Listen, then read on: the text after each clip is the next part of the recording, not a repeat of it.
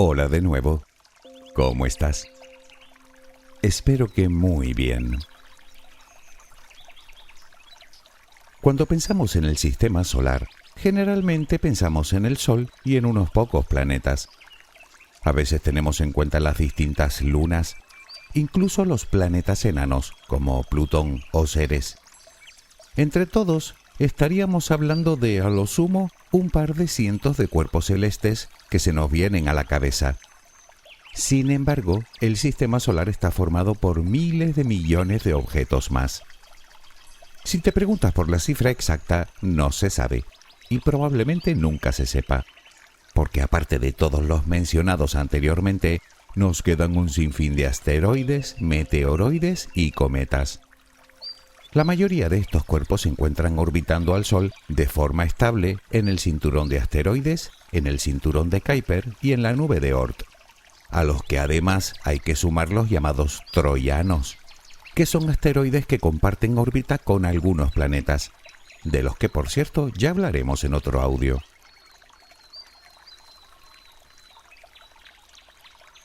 No obstante, existen también un gran número de objetos, meteoroides, asteroides y cometas que van, digamos, por libre, es decir, que están fuera de las zonas donde suelen concentrarse y que vagan en solitario por todo el sistema solar. Algunos de ellos se acercan a la Tierra periódicamente, a veces peligrosamente. Supongo que todos hemos visto películas en las que un asteroide o un cometa impacta contra la Tierra, produciendo una enorme catástrofe a nivel global.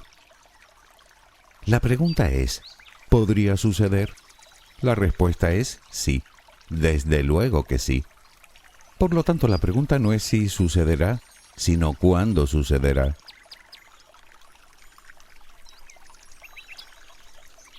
Hoy hablaremos de los llamados objetos cercanos a la Tierra, conocidos como NEOs por su acrónimo en inglés, Near Earth Objects.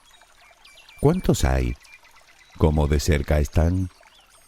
Y quizá la pregunta que más nos interesa a todos, ¿podemos evitar que alguno de ellos se estrelle contra nuestro planeta? Pues parece ser que sí, y de varias formas distintas. De hecho, ya se ha probado una de ellas, y funciona.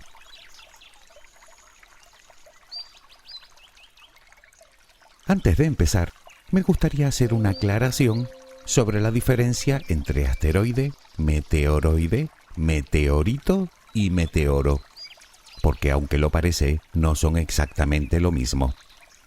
Verás que no es tan complicado. Hablamos de cuerpos con una composición muy similar, principalmente roca y metal. La diferencia fundamental está en el tamaño. Mientras que los meteoroides no superan los 50 metros de diámetro, los asteroides son objetos cuyo tamaño oscila entre los 50 metros y las varias decenas de kilómetros de diámetro, en cuyo caso se les llama también planetas menores. Cuando uno de estos cuerpos atraviesa la atmósfera terrestre y logra impactar contra el suelo, entonces es cuando lo llamamos meteorito. En cualquier caso, tanto si impacta contra el suelo o no, al entrar en contacto con la atmósfera, la fricción hace que su temperatura aumente a miles de grados, emitiendo gran cantidad de luz. Pues bien, a ese fenómeno luminoso es a lo que llaman meteoro. Lo habrás visto cuando observas una estrella fugaz. Claro que en esos casos hablamos de micrometeoroides, con un tamaño similar al de un simple grano de arena. Y aún así, el destello que desprende puede verse a 100 kilómetros de distancia. En otros casos, cuando el cuerpo tiene varios metros de diámetro, permanece mucho más tiempo en el cielo, iluminándolo todo hasta que por fin desaparece, muchas veces con una gran explosión. Una explosión que, si se produce a poca altura, puede llegar a tener incluso consecuencias en la superficie de la Tierra. A esto se les conoce también como bólidos.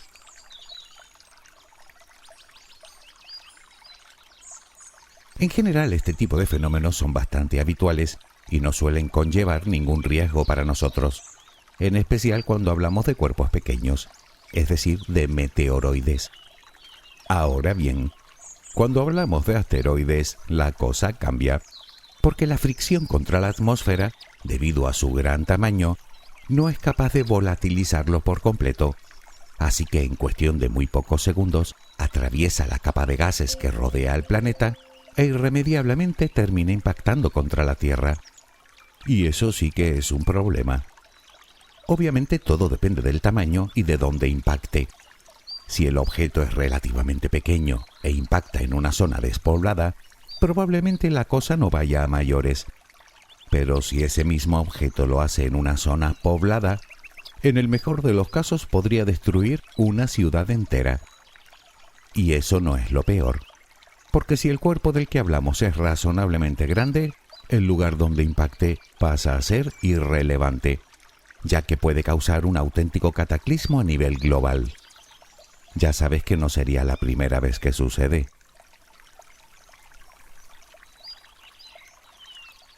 La prueba más evidente de un evento así la tenemos en el asteroide que impactó contra la Tierra hace alrededor de entre 65 y 66 millones de años. En ese caso hablamos de un cuerpo de entre 10 y 12 kilómetros de diámetro y causó la extinción de casi el 75% de toda la vida del planeta. Tal vez el tamaño no parezca tan elevado como para ocasionar una catástrofe de esa envergadura, pero el problema no es solo el tamaño, sino la energía con la que impacta. Hablamos de cientos, si no de miles de millones de bombas atómicas explotando todas a la vez. De hecho, el cráter que ocasionó, el cráter de Chicxulub, tiene un diámetro de nada menos que 180 kilómetros. Levantó tantos escombros que, según estiman los científicos, el Sol pudo ocultarse durante todo un año. Como es de esperar, primero perecen las plantas, después los herbívoros y por último los carnívoros. Y no hablamos solo de la vida en la Tierra, sino en el mar, pues el fitoplancton, la base de la cadena alimentaria marina, necesita la luz solar para realizar la fotosíntesis. Así que, desapareciendo esta, gran parte de la cadena alimentaria cae.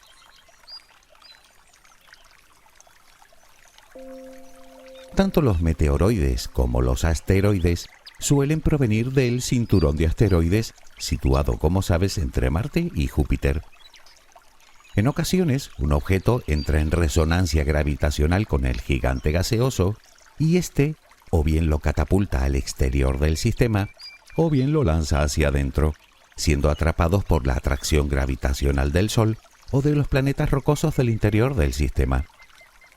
Estos cuerpos suelen adquirir órbitas bastante excéntricas, aunque también es verdad que no suelen durar más que unos pocos millones de años, pues o terminan engullidos por el Sol o acaban sus días colisionando con algún planeta del sistema solar interior.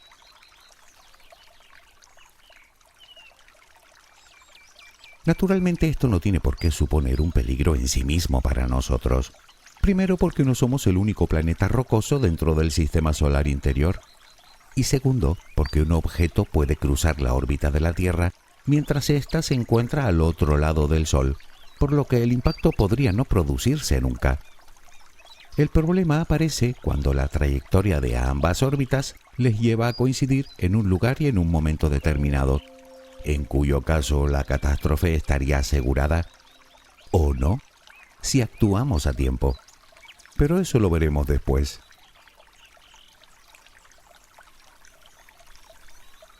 No obstante, aún nos queda otro cuerpo más que podría impactar contra nosotros y que todavía no hemos mencionado: los cometas. En general se trata de cometas extintos, es decir, que tantas veces han pasado cerca del Sol que sus materiales volátiles han desaparecido. Me refiero sobre todo al agua y a los diversos gases que contiene, quedando solo una amalgama de las partes más sólidas, compuesta generalmente de roca. Estos suelen provenir del cinturón de Kuiper.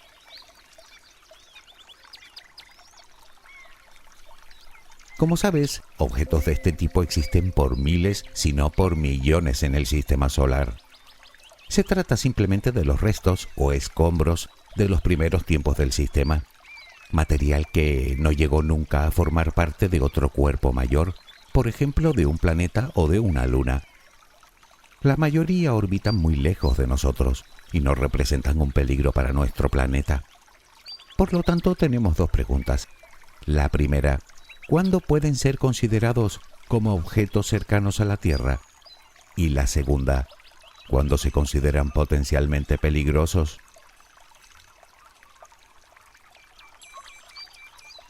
Empecemos contestando la primera.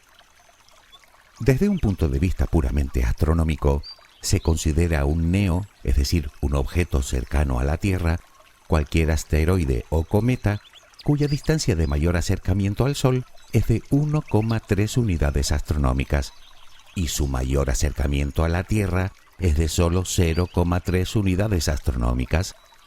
Como sabes, una unidad astronómica equivale a unos 150 millones de kilómetros, la distancia que separa la Tierra del Sol. Naturalmente, aquí se incluyen no solo los que se encuentran cerca de la Tierra en estos momentos, sino los que se acercarán o cruzarán su órbita en algún momento futuro.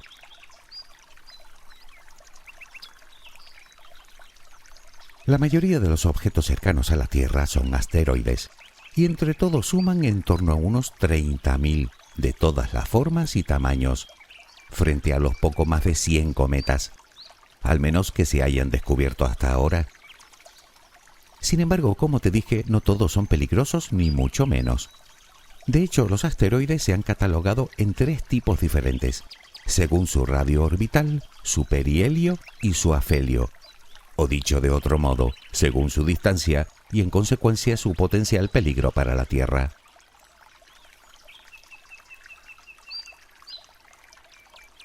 Los que menos peligro entrañan son los asteroides Amor.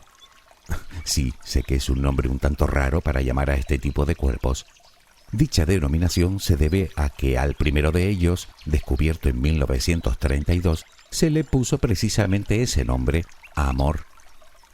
Bueno, pues este tipo de asteroides tienen una órbita muy excéntrica, cuyo radio orbital hace que a menudo se crucen con la órbita de Marte e incluso con la de Júpiter, pero nunca con la de la Tierra. Los siguientes son los asteroides Apolo. También reciben el nombre del primer asteroide descubierto de este tipo. Tiene una órbita que discurre por el exterior de la órbita de nuestro planeta. Estos sí que pueden cruzarse en el camino de la Tierra, pero las probabilidades son mínimas, casi nulas. Lo normal es que pasen más allá de la Luna. Y por último quedan los más peligrosos, los llamados Atenas o Atón. Estos, por norma general, se encuentran siempre rondando la órbita terrestre. Sin duda, son estos los que más preocupan.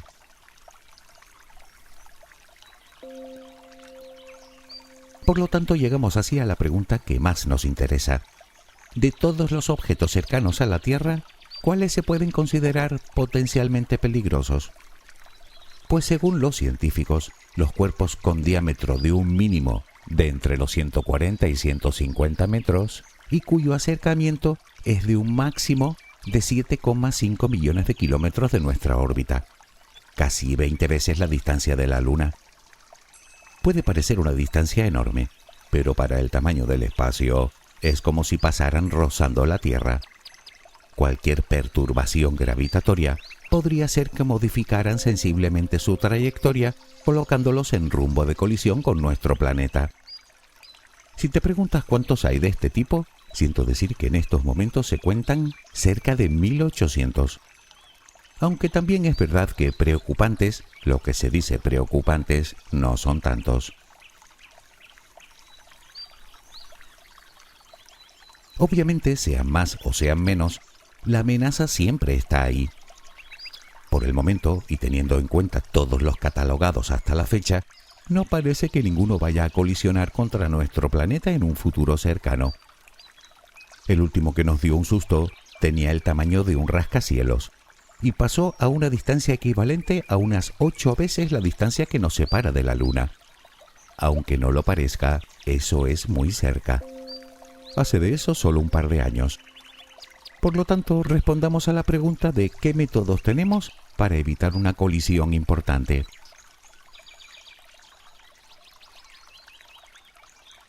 Ya hace décadas que la comunidad internacional tomó conciencia del peligro constante al que estamos sometidos, precisamente por el riesgo que supone para la población que algún cuerpo de cierto tamaño colisione contra nuestro planeta. Desde hace tiempo se han puesto en marcha diversos estudios y programas con la intención de localizar estos objetos, para los cuales se han aportado importantes recursos e instrumentos de observación.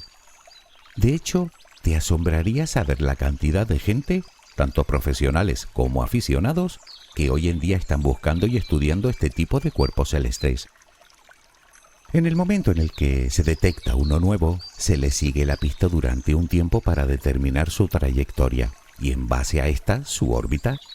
Calculando su órbita y velocidad, podremos conocer su ruta en un futuro y saber si representa un peligro para nosotros. Luego se determina su tamaño aproximado y su composición, normalmente basándonos en su albedo, es decir, en la cantidad de luz que refleja.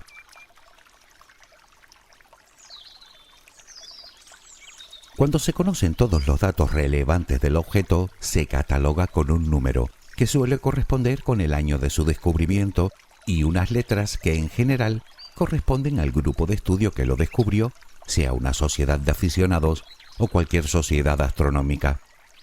Aunque también se le puede acuñar un nombre.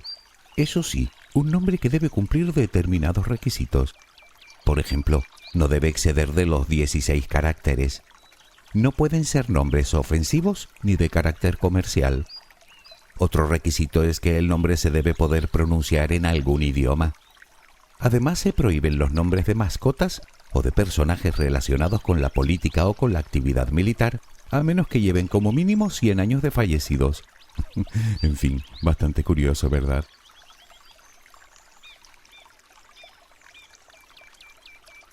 De los objetos conocidos hasta la fecha, los astrónomos han logrado determinar sus órbitas durante aproximadamente los próximos 1000 años.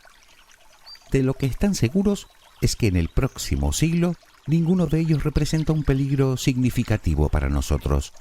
Más allá de ese periodo es imposible saberlo. De hecho, ellos calculan que en los próximos 1000 años dicho evento podría ser inevitable. No obstante, como comprenderás, la clave está en la detección temprana.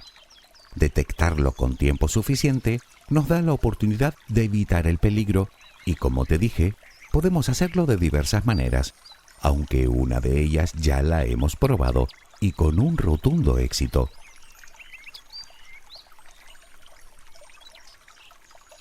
Analicemos el problema. Tenemos dos cuerpos en movimiento en rumbo de colisión. El impacto tendrá lugar en un punto determinado de la órbita de la Tierra y en un momento determinado. Bien, es obvio que con la Tierra no podemos hacer nada. No tenemos la capacidad de modificar de ninguna manera su trayectoria. Pero ¿y qué pasa con el otro objeto? Bueno, podemos hacer varias cosas. Aumentar su velocidad, de tal manera que pase por ese punto de la órbita antes que la Tierra. Podemos frenarlo para que pase después, o podemos desviarlo sensiblemente. En el transcurso de millones de kilómetros, una pequeña variación inicial supondría tal vez miles de kilómetros de diferencia en su trayectoria. Pues bien, de eso va el experimento que llevaron a cabo.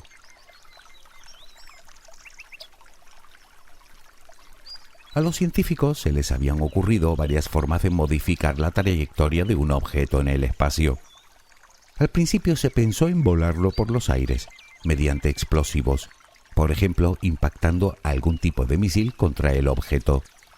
El problema es que eso podría hacer que un gran objeto se convirtiera en muchos objetos pequeños que impactarían igualmente contra nuestro planeta, arrasando la Tierra. Luego pensaron en acoplarles motores, como los motores fuera a bordo de una lancha neumática. La cuestión es dónde ponerlos. Si delante para frenarlo, detrás para acelerarlo o a un lado para modificar su rumbo. Y aún así, ¿funcionaría? Hay que tener en cuenta que esos cuerpos, debido a su masa y su velocidad, llevan muchísima energía, por lo que los motores que se le acoplen deben ser enormes y muy potentes. Los científicos pensaron en otra solución más sencilla.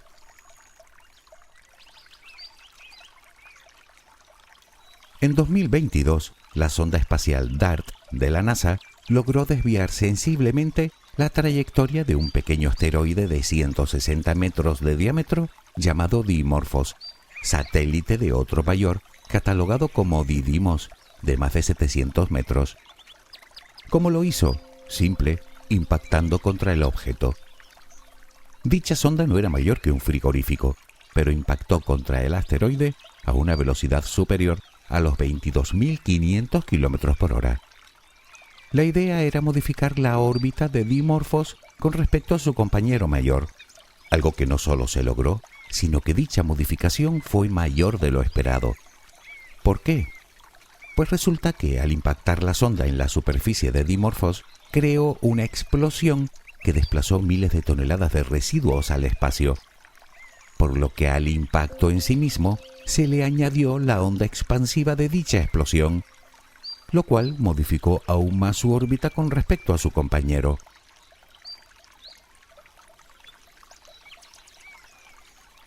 Esa es la primera y única vez hasta el momento que los humanos hemos logrado modificar la trayectoria de un cuerpo celeste.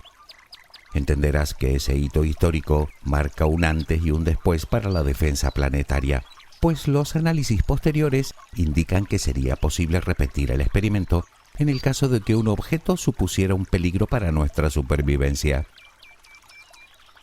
¿Qué podemos sacar en claro de todo esto? Pues principalmente dos cosas, en mi opinión. La primera, que el universo, por muy bello y tranquilo que lo apreciemos desde aquí, en realidad es un lugar tremendamente hostil para la vida. La segunda, que gracias al esfuerzo conjunto de innumerables científicos de todo el mundo, al menos podremos dormir un poco más tranquilos, lo cual y desde mi punto de vista no tiene precio. ¿No lo ves tú así? Espero que tengas una luminosa jornada. Hasta muy pronto.